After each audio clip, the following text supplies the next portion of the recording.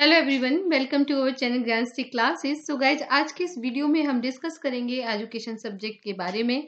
हम प्रिपेयर कर रहे हैं यूजीसी नेट जेआरएफ 2022 के लिए। अगर आप तो ये वीडियो आपके लिए काफ़ी इंपॉर्टेंट होने वाला है। एजुकेशन सब्जेक्ट के वो बच्चे जो अभी तक बहुत परेशान थे कि यूनिट 10 की हमें तैयारी कैसे करनी चाहिए, क्या पढ़ना चाहिए, कौन सी बुक्स पढ़नी चाहिए, किस तरह से प्रिपरेशन करनी चाहिए, क्या क्वेश्चंस आते हैं, तो वो सारी जो जानकारी है वो आपको इस वीडियो में मिलेगी। तो चलिए शुरू करते हैं क्लास को। गाइज, एक ये नया इनिशिएटिव है जिसमें मैं हर यूनिट को यूनिट वाइज उसके सिलेबस को, उसकी बुक्स को, उसके पैटर्न को, उसके क्वेश्चंस को डिस्कस करूंगी। अगर वीडियो आपको अच्छा लगे तो प्लीज लाइक जरूर करें, और जो लोग चैनल पे न्यू है वो सब्सक्राइब करना भी न भूलें। आप जो लाइक करते हैं वो बहुत ही विटामिन की तरह काम करता है हम लोगों के लिए जो एजुकेटर्स होते हैं, क्योंकि इससे लगता है कि हाँ, इस वीडियो की मार्केट में ज्यादा डिमांड है, बच्चों को इसकी ज्यादा नीड है, तो इसी तरह के वीडियोस बनाने चाहिए। तो ये इनिशिएटिव कैसा लगा प्लीज जरूर बताएं। तो चलिए शुरू करते हैं। हाँ, एक चीज मैंने और बहुत अच्छी की है कि मैंने इस बार बुक्स का पिक लेकर आपको देने की कोशिश की है, जिससे कई बार बुक आपके सामने होती है मार्केट में, पर चूंकि उसी राइटर की बहुत सारी बुक्स रहती हैं तो आपको समझ नहीं आता है। तो मैं फोटो भी दे रही हूँ ताकि आपको ये इश्यू भी इस बार सॉल्व हो जाए। तो चलिए शुरू करते हैं गाइस। सबसे पहले हम देखेंगे कि university grant commission education subject में क्या सिलेबस आ रहा है। सिर्फ यूनिट 1 की बात करेंगे। पीवाईक्यू, बुक्स और how to prepare unit 1 and new pattern क्या है एग्जाम्स का। तो ये जो सारे टॉपिक्स हैं वो आज के इस वीडियो में हम यहाँ पर डिस्कस करेंगे। तो सबसे पहले हम बात करेंगे यहाँ पे कि किस तरह का सिलेबस आ रहा है और सिलेबस में क्या है। तो फर्स्ट यूनिट जिसका नाम है एजुकेशनल स्टडी, शैक्षणिक अध्ययन। गाइस, हाल की जो पेपर्स हो रहे हैं उनमें देखा जा रहा है कि लगातार एजुकेशनल स्टडी, या इसी को फिलॉसफी कहते हैं, फिलोसफिकल फाउंडेशन ऑफ एजुकेशन, इसके जो क्वेश्चंस हैं उनका वेटेज कम कर रहे हैं, उन क्वेश्चंस को कम दे रहे हैं। और यहाँ से पहले बहुत क्वेश्चंस आया करते थे, लेकिन लगातार यहाँ पे जो क्वेश्चंस हैं वो कम आ रहे हैं, आ भी रहे हैं, वो बहुत आसान आ रहे हैं। अगर आपने एक बार बहुत अच्छे से पढ़ लिया तो आपके यहाँ से क्वेश्चंस बिल्कुल भी रॉन्ग नहीं हो सकते हैं। तो चलिए शुरू करते हैं कि क्या है syllabus. So guys, educational study का अगर हम सिलेबस देखते हैं तो यहाँ पे contribution of Indian school of philosophy सबसे पहला है। कि यहाँ पे जो इंडियन स्कूल ऑफ फिलोसफी है जिसमें सांख्य, योगा, वेदांत और बुद्धिज्म और जैनिज्म, ये जो दर्शन है उनको हमें पढ़ना होगा with special reference to Vidya Dayanand Darshan and Islamic traditions. तो बेसिकली आप देखेंगे कि हम जब इस पार्ट की स्टडी कर रहे हैं तब हमें यहाँ पर सांख्य, योग, वेदांत, ये जो 3 दर्शन हैं, ये हैं आपके वो दर्शन जो वेदों में बिलीव करते हैं। ठीक है, तो यहाँ पे हेटेरोडॉक्स और ऑर्थोडॉक्स में डिवाइड किया गया है। और 2 ऐसे जो बुद्धिज्म और जैनिज्म है, ये नास्तिक दर्शन में आते हैं। बाकी जो दर्शन है वो आस्तिक में आते हैं। तो आस्तिक और नास्तिक दर्शन, यानी कि आस्तिक दर्शन यहाँ पे 3 है और नास्तिक यहाँ पे 2 दर्शन है। तो इस तरह से यहाँ पे डिवीजन किया गया है contribution of Indian school of philosophy के अंतर्गत। इसके अलावा आपको दयानंद दर्शन जो है, दयानंद ने क्या बताया है फिलोसफी में, तो दयानंद को थोड़ा सा पढ़ना है। और इस्लामिक क्या ट्रेडिशन है, यानी कि इस्लामिक जो एजुकेशन है, इस्लामिक के ऐसे क्या ट्रेडिशंस हैं जिनका एजुकेशनल एम्स, और हम जब किसी भी नॉलेज को एक्वायर करते हैं तो वहां पे उनका यूज होता है। तो इस तरह के जो क्वेश्चन है, अगर आपके इस प्रीवियस ईयर से भी अगर इसको उठा लेंगे तो आपको बहुत ज्यादा यहाँ पे स्टडी नहीं करनी पड़ेगी, बहुत ही आसान आता है। तो इस्लाम और दयानंद से जो क्वेश्चंस आते हैं बहुत आसान आते हैं। इसके अलावा यहाँ पे जो सबसे ज्यादा क्वेश्चंस लगातार पूछे जाते हैं वो सांख्य दर्शन से और योग दर्शन से क्वेश्चन पूछे जाते हैं। हाँ, कभी कभी मैचिंग में बुद्धिज्म और जैनिज्म को भी, वेदांत को भी मैचिंग के क्वेश्चंस में डाल देते हैं। लेकिन सीधा सीधा जो क्वेश्चन पूछा गया है इस बार 2021 में जो भी एग्जाम हुआ है, यहाँ सांख्य दर्शन से दोनों मीटिंग में पेपर आया, दोनों मीटिंग में पेपर में क्वेश्चन आया, एंड योगा दर्शन से भी क्वेश्चन आया। तो इस तरह से हम देख रहे हैं कि ये जो दर्शन है जिन पे फोकस किया जा रहा है। इसके बाद हम देखते हैं हिंदी में, तो शैक्षणिक अध्ययन, विद्या के विशेष संदर्भ में भारतीय दार्शनिक विचारधाराएं। तो हमें सबसे पहले समझना है कि भारतीय विचारधाराएं क्या है। तो भारतीय जो विचारधारा है भारतीय दर्शन की, वहां पे हमें सांख्य, योग, वेदांत और बुद्ध और जैनिज्म को पढ़ना है, जिसमें बुद्ध और जैनिज्म पूरी तरह से नास्तिक दर्शन है। और ये जो 3 दर्शन है वो आस्तिक दर्शन है, जो वेदों की सत्ता में विश्वास करते हैं।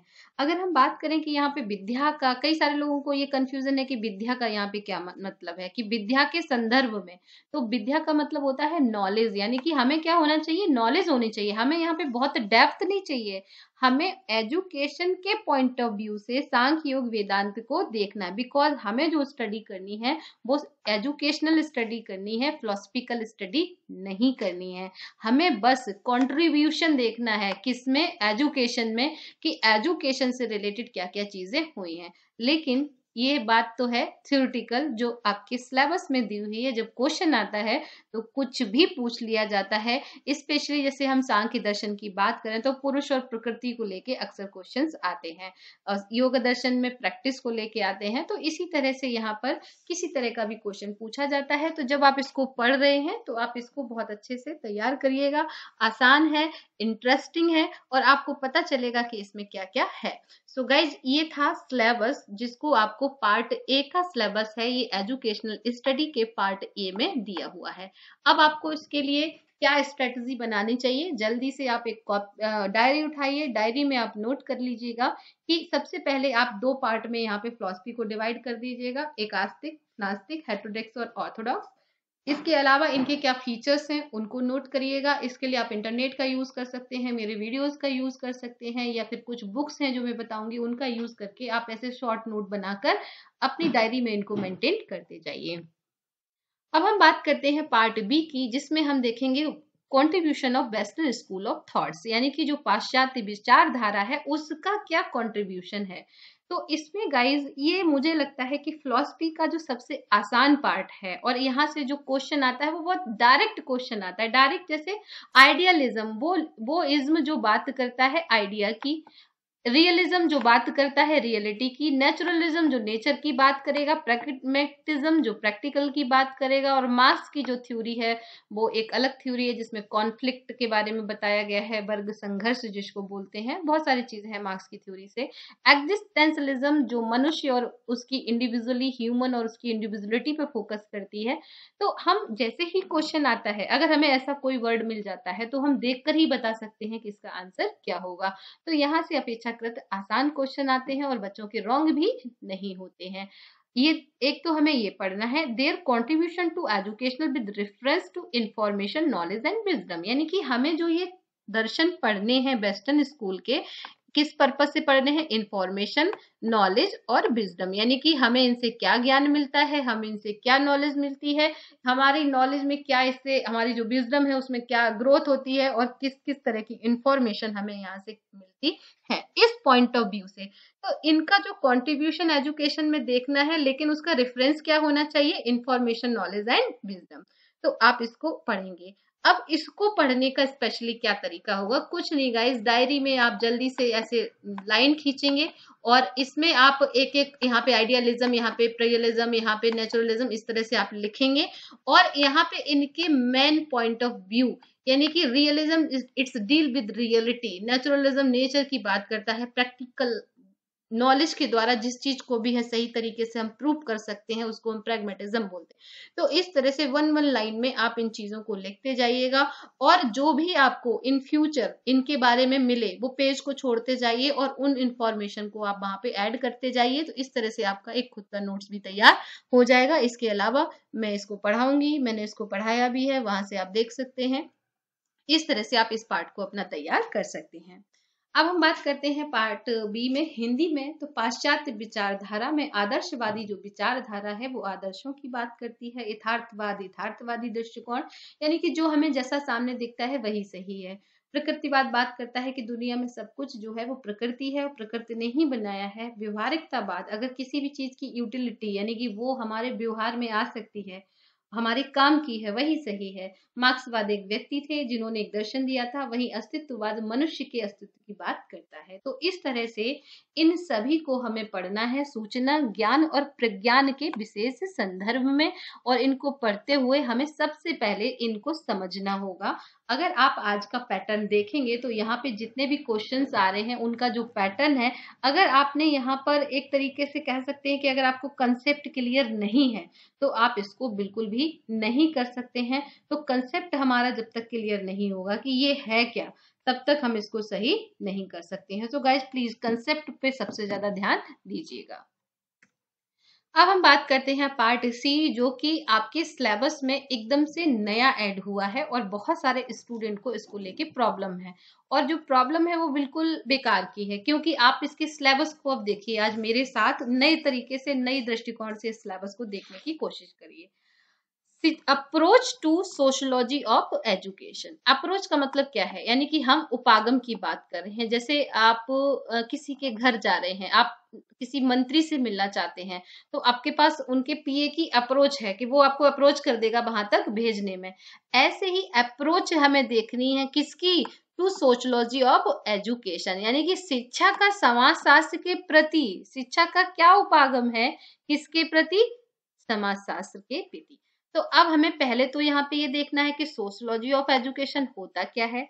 अब इसको समझने के लिए हमें सिंबॉलिक इंटरेक्शन क्या है, स्ट्रक्चरल फंक्शनलिज्म क्या है, एंड कॉन्फ्लिक्ट थ्योरी क्या है, यानी कि प्रतीकात्मक परस्पर क्रिया सिद्धांत का सिद्धांत क्या है, संरचनात्मक प्रकारवाद क्या है, और संघर्ष का सिद्धांत क्या है।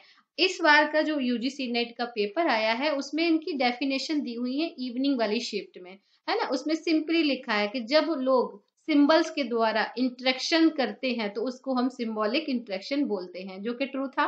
ऐसे ही स्ट्रक्चर फंक्शनलिज्म, यानी कि समाज में एक स्ट्रक्चर होता है, फंक्शंस का एक स्ट्रक्चर होता है, जिसमें आपस में क्या है कि संरचनात्मक तरीके से यहाँ पे प्रक्रिया, क्रिया और प्रक्रिया चलती रहती है। तो आपको उससे वहीं से डेफिनेशन उठा के याद कर लेनी है। तो ये कॉन्फ्लिक्ट थ्योरी, ये मार्क्स की दी हुई है। तो मार्क्स ने बताया था कि रिसोर्सेज लिमिटेड है और उनके लिए आपस में कॉन्फ्लिक्ट होते रहते हैं, संघर्ष चलते रहते हैं। तो इस तरह से आपने ये जाना कि हम जब approach to sociology of education पढ़ेंगे तो यहाँ पर हमें ये तीन जो सिद्धांत है उनको समझना पड़ेगा। तो ये तीन सिद्धांत एक बार क्लियर कर लीजिए एक साथ, यानी कि इनकी कंपैरेटिव स्टडी करिए। अब आपको मान लीजिए इसमें कुछ भी नहीं आता है, देन आप क्या करेंगे, गूगल पे जाएंगे, लिखेंगे सिंबॉलिक इंटरेक्शन और उसकी डेफिनेशन उसके आगे नोट कर देंगे। तो इस तरह से सबसे पहले डेफिनेशंस की कीवर्ड, इनके मीनिंग्स को समझेंगे। इस तरह से आप इसको तैयार करेंगे। इसके बाद सेकंड पॉइंट है concept and type of social institutions and their functions, जिसमें फैमिली, स्कूल्स एंड सोसाइटी की बात की गई है। तो क्या कंसेप्ट है यहाँ पर कि सोशल जो इंस्टीट्यूशंस हैं, आपको पता है कि हम समाज में रहते हैं, समाज में रहते हैं तो उसकी कुछ संस्थाएं हैं। तो उसमें जैसे परिवार, विद्यालय, समाज, जैसे विवाह भी एक संस्था है, नातेदारी भी एक संस्था है। तो ये जो विद्यालय है, परिवार है, समाज है, ये समाज को चलाने के लिए क्या है, कुछ ऑर्गेनाइजेशन समझ सकते हैं या इंस्टीट्यूशन समझ सकते हैं। तो इनका क्या काम है। तो मुझे नहीं लगता है कि ये एक ऐसा चीज है जिसको किसी को भी पढ़ना पड़ेगा। आप सबको ये चीज बहुत अच्छे से पता है कि फैमिली, स्कूल और सोसाइटी क्या होती है।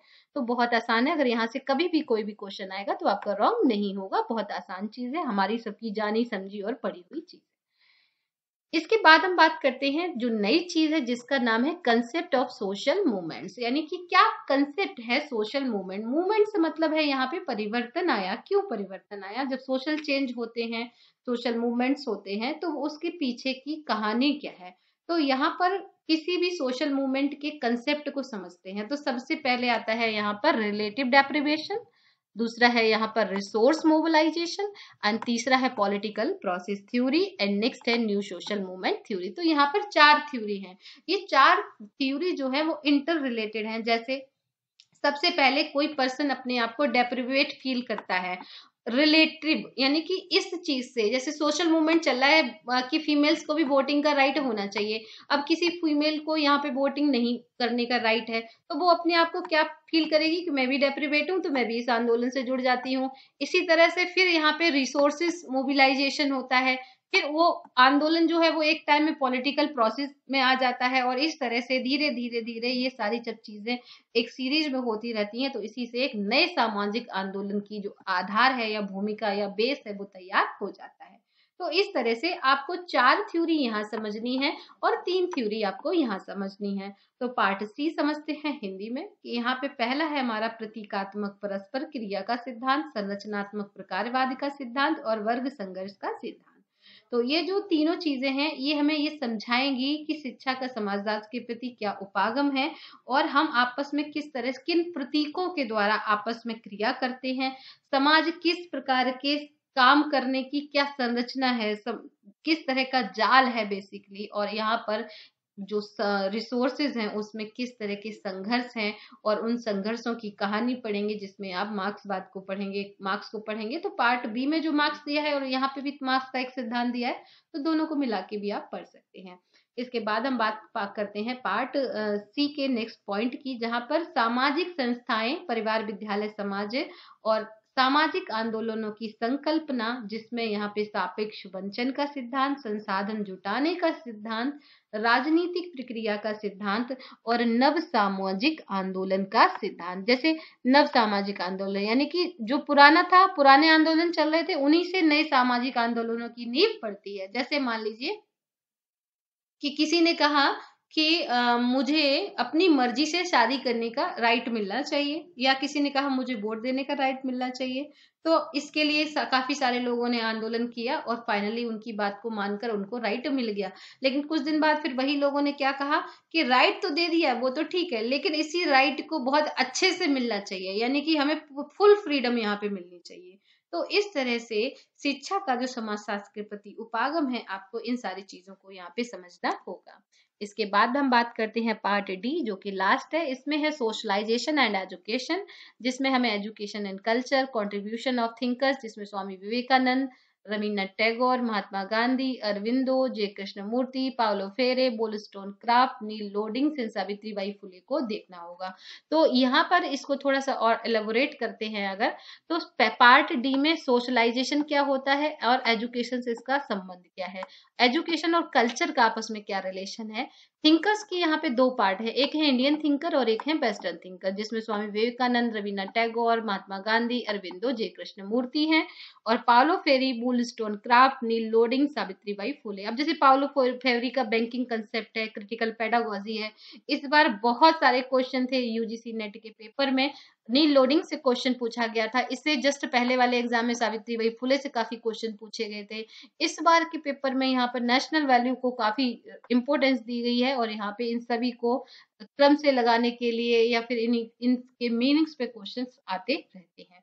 तो सामाजिकरण शिक्षा होता क्या है, शिक्षा और संस्कृति में सामाजिक परिवर्तन के लिए इसका मीनिंग क्या है। इसके अलावा हमें स्वामी विवेकानंद, रवीन्द्रनाथ टैगोर, महात्मा गांधी, अरविंदो को समझना है, पाउलो फेब्रे ने क्या कंसेप्ट क्या है, वोllstonecraft का क्या है, नील लोडिंग्स को लेके इस बार थ्योरी आई है, सावित्रीबाई फुले क्या है, और राष्ट्रीय मूल्य जो हैं वो उनका शिक्षा के संदर्भ में इनका समाजवाद, धर्मनिरपेक्षता, न्याय, स्वतंत्रता, लोकतंत्र, समानता, स्वाधीनता, इनके क्या मीनिंग है, इनसे रिलेटेड क्या आर्टिकल है, इतना आपको पढ़ना है। तो गाइस जैसे ये वाला पोर्शन है, ये सबसे आसान पोर्शन है। पार्ट डी और पार्ट जो बी है ये थोड़ा सा आसान है, और पार्ट ए और सी लोगों को टफ लग सकता है। डी की प्रिपरेशन तो आप बहुत आराम से विकिपीडिया से कर सकते हैं, इंटरनेट से कर सकते हैं, कुछ बुक्स हैं उनसे पढ़ सकते हैं, मेरे वीडियो से भी देख सकते हैं। तो बहुत सारे आपके पास ऑप्शन है, आसान है।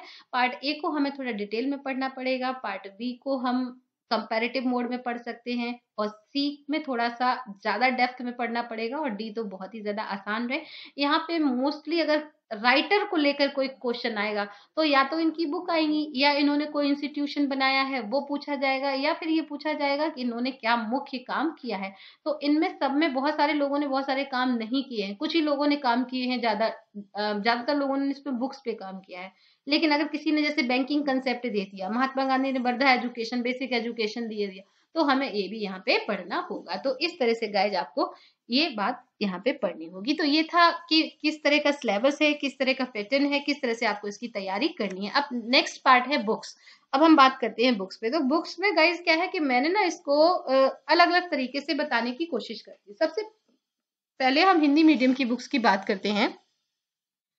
तो हिंदी मीडियम में यहाँ पर ये जो 4 किताबें आपको दिख रही हैं, ये राम सिंह वर्मा, रमन बिहारी और आपकी एनआर स्वरूप सक्सेना की ये जो किताबें हैं, अगर आपको फिलॉसफी में आप जीरो हैं, आपको कुछ भी नहीं आता है, आपने कभी कुछ पढ़ा ही नहीं है, आप बिल्कुल जीरो पे खड़े हुए हैं, आप बीएड कर रहे हैं, आप एमएड कर रहे हैं, आप एमए कर रहे हैं, तो वहां पर जो ये किताबें हैं वो आपको बहुत ही लाभ करेंगी आपका बेसिक प्रिपेयर करने में। मैं बहुत क्लियर कह दूं, इन किताबों से क्वेश्चंस नहीं आएंगे, इन किताबों से आप देखेंगे तो आपको बहुत सारे क्वेश्चंस नहीं मिलेंगे, लेकिन आपका बेस बनाने के लिए, चीजों को आसान तरीके से समझने के लिए, बीएड और एमएड और एमए के को पढ़ने के लिए आपको ये बहुत फायदा करेंगी, क्योंकि इनमें बहुत अच्छे से दिया हुआ है। तो उस पर्पस के लिए ये किताबें आपके लिए ठीक है। अगर आप स्पेशली आप ठीक ठाक आपने पढ़ाई की है, आपका नेट में आपका नेट हो गया है, आप जेआरएफ के लिए प्रिपेयर करें, तो ये आप किसी काम की आपके लिए बुक्स नहीं है। अब हम बात करते हैं कि कौन सी किताबें आपको ज्यादा ध्यान से पढ़नी चाहिए। आप ये जो किताब है प्रोफेसर हरेंद्र सिन्हा की भारतीय दर्शन की रूपरेखा, ये अकेली एक किताब एक ऐसी है जो भारतीय दर्शन, अगर आप इसे पढ़ेंगे तो लाइन टू लाइन इस किताब से आया हुआ है। आपको मैं ये रिकमेंड कर सकती हूँ, बहुत अच्छी किताब है। एंड दूसरी है पाश्चात्य दर्शन की किताब। मुझे ये किताब बहुत पसंद है, और ये डॉक्टर शोभा निगम की बुक है, बहुत ही पतली सी है, इसमें पाश्चात्य दर्शन के बारे में दिया हुआ है। इसके बाद हम बात करते हैं कि समकालीन पाश्चात्य दर्शन। अगर आप फिलॉसफी के स्टूडेंट हैं, ठीक है, मैं बहुत क्लियर कर रही हूँ, ये एजुकेशन के लिए नहीं पढ़े तो अच्छा है, लेकिन अगर आप फिलॉसफी के लिए हैं तो ये जो दो किताबें हैं आप फिलॉसफी के पॉइंट ऑफ व्यू से इनको पढ़ सकते हैं। फिलॉसफी का बहुत ज्यादा नॉलेज चाहिए तब आप इनको पढ़ सकते हैं। एजुकेशन के लिए अगर आप फिलॉसफी पढ़ना चाह रहे हैं तो आप इसका देखेंगे ना, इसका जो इंडेक्स है ना वही काफी है, उतना ही बहुत है, इससे ज्यादा नहीं आता है। तो ये दो किताबें आप नेट जेआरएफ के लिए पढ़ सकते हैं, और अगर आप फिलॉसफी से नेट दे रहे हैं देन आपको ये दोनों किताबें आपके काम आ सकती हैं। अगर आपका मीडियम इंग्लिश है देन आपको यहाँ पर एक किताब लेनी है, philosophical and sociological base of education, जिसका नाम है जेसी अग्रवाल, और एजुकेशनल थॉट एंड प्रैक्टिस में आप लाल एंड पाउलो की बुक ले सकते हैं। ये दो किताबें अपने आप में इनफ हैं, इससे ज्यादा आपको पढ़ने की जरूरत नहीं है। हिंदी मीडियम में आपको अगर दर्शन की पृष्ठभूमि पढ़नी है और आप चाहते हैं कि आपका दर्शन से कोई क्वेश्चन गलत ही नहीं हो, तो आप हरेंद्र प्रसाद सिन्हा और डॉक्टर लक्ष्मीकांत की बुक अगर आप ले लेते हैं, ओड की बुक, तो बहुत अच्छी हो जाएगा कॉम्बिनेशन। आप बहुत डीप जाना चाहते हैं, आप भारतीय दर्शन और डीप पढ़ना चाहते हैं, तो आप यहाँ पर नंद किशोर देवराज की किताब को भी देख सकते हैं। ये उत्तर प्रदेश हिंदी संस्थान लखनऊ से प्रकाशित होती है, अच्छी किताब है। राजस्थान हिंदी ग्रंथ अकादमी की जितनी भी बुक्स हैं जो जयपुर से प्रकाशित होती हैं सभी अच्छी हैं। ये मानव संसाधन मंत्रालय विकास मंत्रालय के तरफ से है, तो ये ना बहुत ही लो, इसका कॉस्ट भी ज्यादा नहीं है। तो दो ये जो किताबें हैं इनकी कॉस्ट भी ज्यादा नहीं है, स्पेशली हिंदी। सो गाइज, अब अगर हम बात करेंगे क्वेश्चंस की कि किस तरह के क्वेश्चंस पूछे जाते हैं, तो आप देख सकते हैं कि बहुत ही सिंपल क्वेश्चन पूछे जाते हैं कि इनमें से किसने सोशल प्रोसेस पे या किस पे दिया था कि शिक्षा एक सामाजिक प्रक्रिया होनी चाहिए। तो जॉन डीवी को लेके अक्सर क्वेश्चंस पूछे जाते हैं। इसके बाद आप सारे क्वेश्चंस कुछ देख सकते हैं कि यहाँ पे ये क्वेश्चन भी बहुत पूछा जाता है कि शिक्षा और दर्शन के बीच में क्या रिलेशन है। इसके अलावा कभी कभी कोटेशन पूछ ली जाती है कि since both and pain pleasures are wealth of man so they are is high good teachers, यानी कि यहाँ पर इस कौन सा इस कथन का समर्थन करेगा। तो हमें जब ये समझ लेंगे ना कि एग्जिस्टेंशलिज्म, नेचुरलिज्म, आइडियलिज्म, प्रैग्मेटिज्म होता क्या है, तो हम इसके आंसर बड़ी आसानी से दे पाएंगे। इसी तरह से यहाँ पे प्रकृतिवाद, व्यवहारिकवाद और अस्तित्ववाद, सब में से ऐसी कौन सी चीज है जो एक समान है। तो ये आप तभी कर सकते हैं जब आप इसकी कंपैरेटिव स्टडी करेंगे। तो कंपैरेटिव जब आप कंपैरिजन में इनको लिखेंगे तो आप इसके आंसर को क्लियरली बता सकते हैं। इसी तरह से खाली पेट प्रार्थना नहीं की जा सकती, prayer can not be offered with an empty stomach, यानी कि अगर हम भूखे ही होंगे तो हम कैसे काम करेंगे। तो ये बहुत ही प्रैक्टिकल बात है, तो प्रैक्टिकल है तो प्रैग्मेटिज्म इसका आंसर हो सकता है। तो इस तरह से आप देखेंगे कि जो क्वेश्चन है वो टफ नहीं आते हैं कि यहाँ पर सत्य, सौंदर्य और अच्छाई की बात कौन करेगा। ये क्वेश्चन अभी इसमें भी आया है जो 2021 में जस्ट अभी एग्जाम हुआ है, तो आइडियलिज्म जो है वो इनकी बात करेगा। तो इस तरह का क्वेश्चन अभी पूछा भी गया है। बिहारवादियों की कौन सा दावा स्वीकार्य नहीं है। तो यहाँ पर इन सबको करने के लिए हमें क्या करना है कि हमें बहुत ही डीप जाके ये समझना होगा कि अतिमानस, ये क्वेश्चन सबसे ज्यादा पूछा जाता है अरविंदो का कि अतिमानस का कंसेप्ट क्या है। तो हमें बस डीपली एक बार ये समझ लेना है कि इन सब चीजों में क्या क्या की पॉइंट हैं जो बार बार पूछे जा रहे हैं। तो एक बार अगर आप अच्छे से पढ़ लेंगे, अच्छे से समझ लेंगे, तो आपको आगे कभी भी प्रॉब्लम नहीं आएगी। So okay guys, thanks for watching and subscribe our channel and suggest the how you like this session, so please make your comment and like तो जरूर कर दें अगर आप कमेंट नहीं कर सकते हैं। और अगर आपके पास कोई भी सजेशन है तो आप खुले मन से मुझे अपना सजेशन भी बता सकते हैं, उसे मैं आगे की जो वीडियोस होंगी उसमें उसको इम्प्लीमेंटेशन करने की कोशिश करूंगी। So okay guys, thank you so much and wish you all the best.